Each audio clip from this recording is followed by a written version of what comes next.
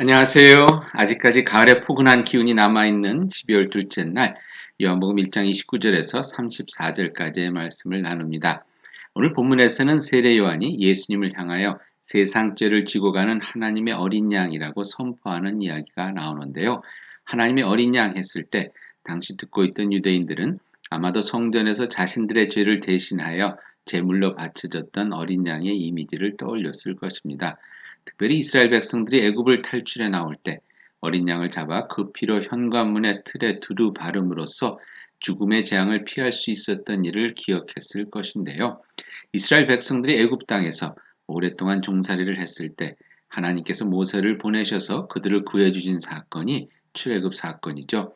그때 마지막 열 번째 재앙으로 내리신 것이 애굽 땅 모든 집의 첫 아들이 죽게 되는 것이었습니다. 그런데 하나님의 명령에 따라 어린 양을 죽여서 그 피로 집의 문설주에 바른 이스라엘 백성들의 집에는 그 죽음의 사신이 들르지 않고 뛰어넘어간, 그래서 넘을 유자와 건널 월자를 써서 유월절이라고 하는데요. 그렇게 어린 양의 피로 구원을 받게 된 사건이 유월절 사건이었습니다. 그런데 어린 양과 같이 예수님께서 세상의 죄를 지고 세상 사람들을 죽음에서 건져내기 위하여 희생양이 되셨다는 것입니다. 그것을 위하여 예수님께서는 이 땅에 오셨고 그 일을 성취하기 위해서 예수님께서는 십자가에 달려 죽음을 당하셨던 것입니다. 세상을 살면서 우리는 늘 죽음의 위협 속에 살고 있음을 느낍니다.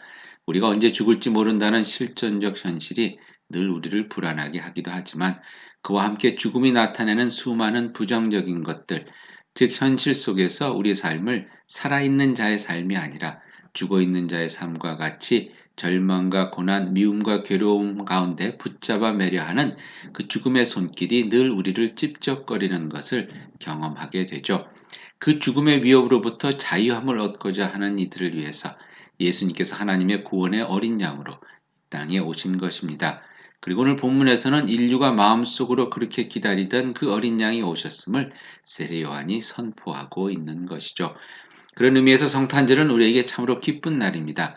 죽음의 어둠이 저만큼 멀리 쫓겨난, 그리고 대신 그 자리에 새 생명의 빛이 환하게 비춰지며 천사들이 부른 자유의 노래가 크게 울려 퍼진 참으로 놀라운 구원의 날이었던 것입니다. 이제 우리 할 일은 그 어린 양의 피로 우리 삶의 문설주에 바르는 것입니다.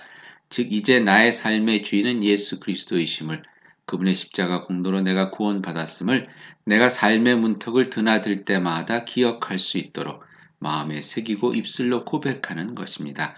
그럴 때 그리스도의 보혈이 또한 우리를 죽음의 찝적거림에서 건져주시고 생명의 자유함 가운데 지켜주실 것입니다. 어린 양 예수의 보혈로 구원받는 여러분이 되시길 축원드립니다. 기도하시겠습니다.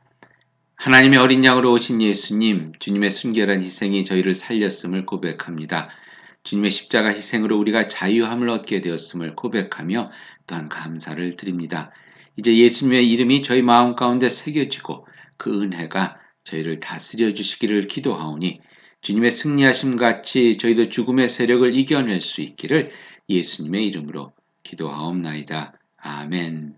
어린 양의 은혜 가운데 승리하는 하루 되기를 축복합니다.